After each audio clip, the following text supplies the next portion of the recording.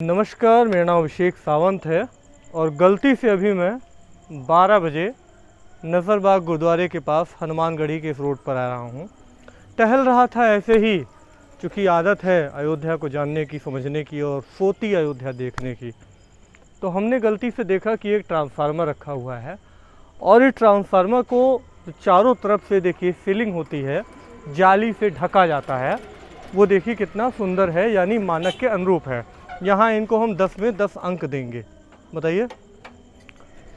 दूसरी बात, इस ट्रांसफार्मर को कैसे देखिए पक्के सीमेंटेड रूप से एक चबूतरा बड़ा सा बनाया गया है और उसके ऊपर ये ट्रांसफार्मर रखा है।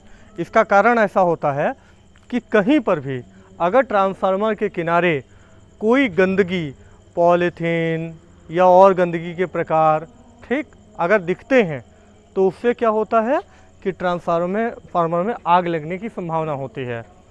हमने शहर में कई जगहों पर देखा है कि हमारे ट्रांसफार्मर के आसपास बहुत सारे लोग न सिर्फ दुकानों को लगाने के लिए, जैसे कपड़ा टांग देते हैं, छोटी छोटी गुंटे वाली दुकानें होती है ना, उन्होंने लगाया, कपड़ा टांग दिया। हमारे नयनदालय के सामने आप देख लीजिए, लोगों ने बड़े बड़े बैनर लगा रखे हैं कि आप हमारे यहाँ आइए, ये खरीदिए, है ना। इस तरीके की चीज़ें देखने को मिलती हैं।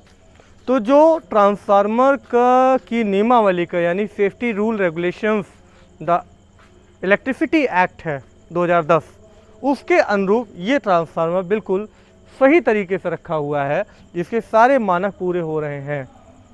अब अगर इन्हीं मानकों को ध्यान में रखा जाए तो अयोध्या ज़िले में, मैं सिर्फ नगर निगम क्षेत्र की बात नहीं करूँगा, अयोध्या हमारे पूरे ज़िले में इसी तरीके के ट्रांसफार्मर्स रखे जाने चाहिए, जिनकी सुरक्षा बहुत ज़रूरी है।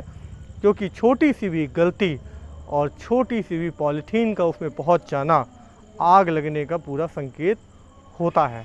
हमने इसके लिए आरटीआई की है और अगर हमें सही सूची नहीं मिलेगी तो इस पर हम आगे भी कार्य शुरू करेंगे।